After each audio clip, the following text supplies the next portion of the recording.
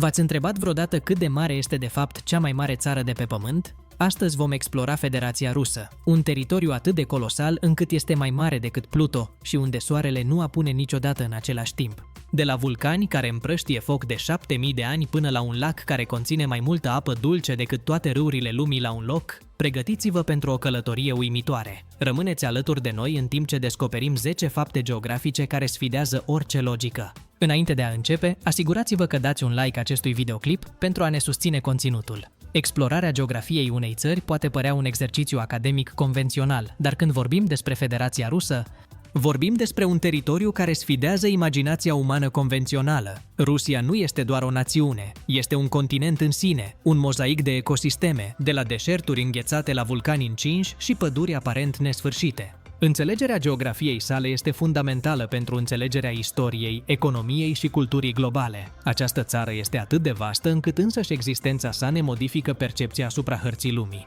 Mai jos, vom explora 10 dintre cele mai interesante fapte despre geografia rusă, examinând modul în care dimensiunea și caracteristicile sale unice definesc acest colos eurasiatic. Iată un tur fascinant prin imensitatea teritoriului rus. 1. Un gigant care depășește dimensiunile planetare, Rusia deține titlul de cea mai mare țară din lume, cu o suprafață impresionantă de 17.775.400 de kilometri pătrați. Ca să punem asta în perspectivă, teritoriul său este de aproximativ o dată și jumătate mai mare decât cel al Statelor Unite, dar faptul cu adevărat uimitor este că suprafața Rusiei este comparabilă cu cea a lui Pluto. Mergând pe pământurile sale, traversezi tehnic o suprafață similară cu cea a unei planete întregi. Cu 60% din teritoriul său acoperit de păduri, Rusia funcționează ca unul dintre cei mai mari plămâni ai planetei Pământ. Această dimensiune colosală nu este doar o statistică, ci o realitate care definește viața de zi cu zi și administrarea țării. Această imensitate este atât de extremă încât Rusia conține în granițele sale o nouă parte din toată masa terestră de pe Pământ.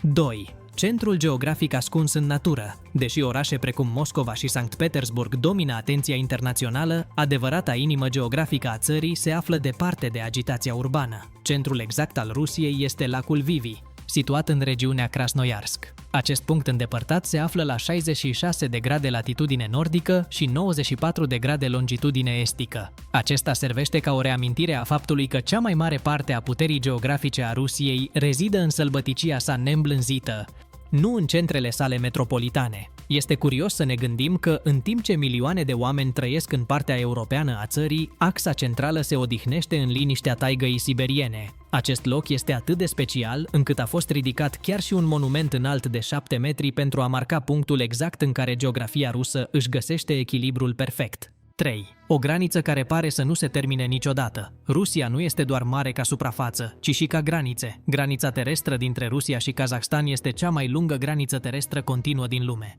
Această linie de demarcație traversează stepe, munți și câmpii, conectând doi giganți ai Asiei Centrale și Europei de Est. Menținerea securității și a comerțului pe o lungime masivă de 6846 de kilometri este o provocare logistică cu care puține țări din lume se confruntă la o asemenea scară.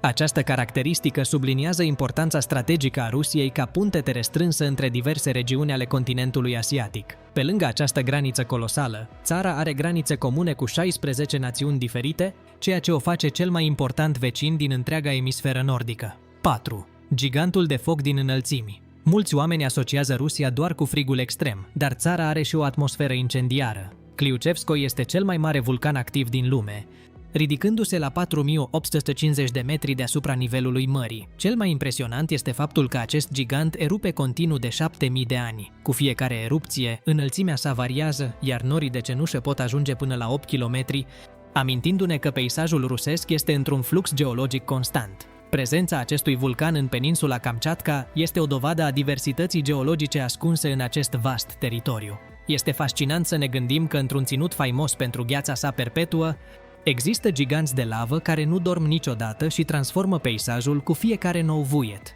5. Sistemul feroviar care sfidează timpul. A vorbi despre geografia Rusiei înseamnă a vorbi despre calea ferată transiberiană.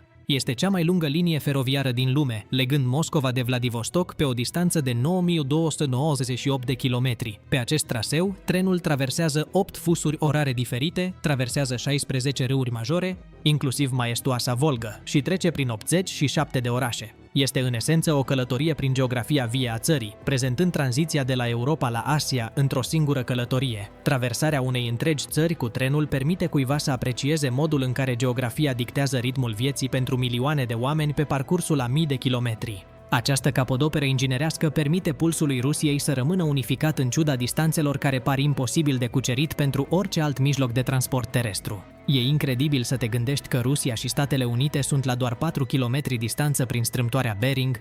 Nu-i așa? Dacă aceste fapte te surprind, acum e momentul perfect să te alături comunității noastre. Nu uita să te abonezi la canal și să activezi notificările pentru a nu rata nicio aventură geografică. Distribuie acest videoclip cu prietenul care crede că știe totul despre harta lumii și lasă-ne un comentariu spunându-ne care dintre aceste fapte te-a uimit. Sprijinul tău ne ajută enorm să continuăm să creăm conținut de înaltă calitate pentru tine. 6. Cel mai adânc rezervor de apă dulce de pe planetă Siberia găzduiește una dintre cele mai prețioase comori naturale ale omenirii, lacul Baikal. Nu este doar cel mai adânc lac din lume, ci conține și 23 de kilometri cubi de apă dulce. Pentru a înțelege magnitudinea volumului său, se spune că toate cele mai mari râuri ale lumii, inclusiv Amazonul, Nilul și Gangele, ar trebui să curgă aproape un an întreg pentru a umple bazinul Baikal. Este o minune geografică ce deține aproape 20% din apa dulce neînghețată a planetei. Puritatea și volumul acestui lac îl fac un punct critic pentru ecologia globală și supraviețuirea viitoare a resurselor de apă.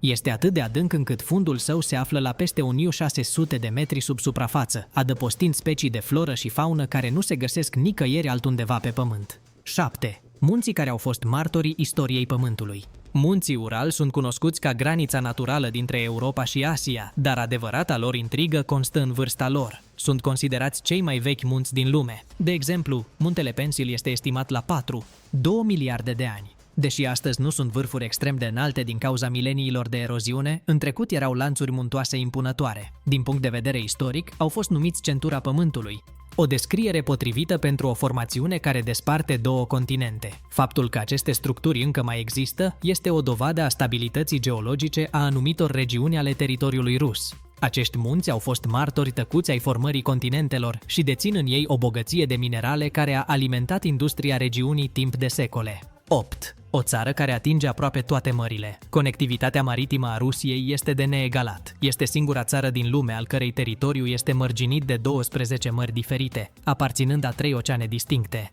Atlanticul, Arctica și Pacificul. De la apele înghețate ale Mării Barents până la țărmurile mai temperate ale Mării Negre, Rusia are acces strategic către practic orice punct de pe glob. Această caracteristică îi conferă putere geopolitică și o diversitate climatică costieră pe care puțini o pot egala. Accesul la atât de multe mări diferite permite Rusiei să fie o putere navală și comercială cu multiple rute de export. Această varietate de linii de coastă înseamnă că Rusia posedă totul, de la porturi care rămân înghețate o mare parte a anului până la zone de stațiune cu climat aproape subtropical, demonstrând că geografia sa nu cunoaște limite sau uniformitate. 9. Apropierea surprinzătoare de continentul american. Deși tindem să ne gândim la Rusia și Statele Unite ca fiind la capetele opuse ale lumii, geografic, acestea sunt practic alături. În strâmtoarea Bering, insula Ratmanov din Rusia și insula Krusenstern din SUA sunt separate de doar 4 km.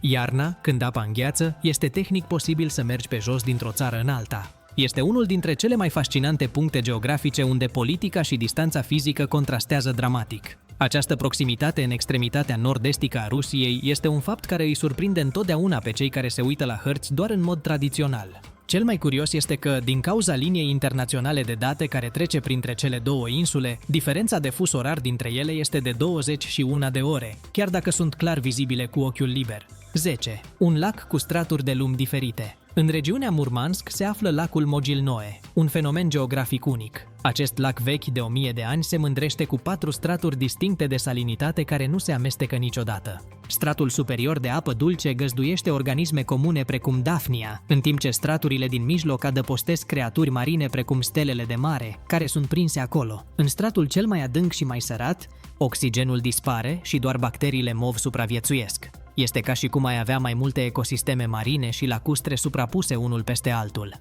Acest fenomen demonstrează că, chiar și în cele mai mici colțuri, geografia rusă ascunde mistere științifice care sfidează înțelepciunea convențională. Stabilitatea acestor straturi este atât de perfectă încât au menținut acest echilibru biologic unic timp de secole.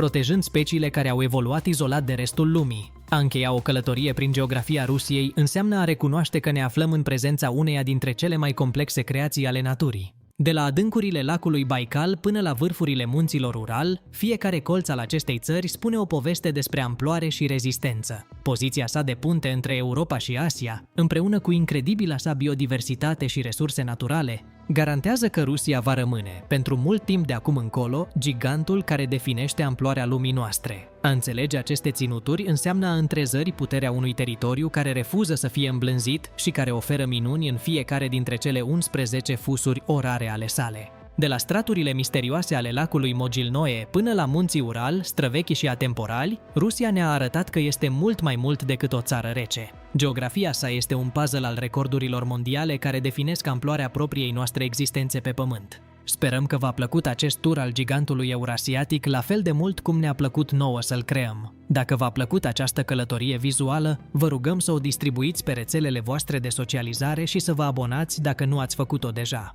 Vă mulțumim că v-ați alăturat nouă până la sfârșit și ne vedem în următoarea expediție prin lumea noastră fascinantă.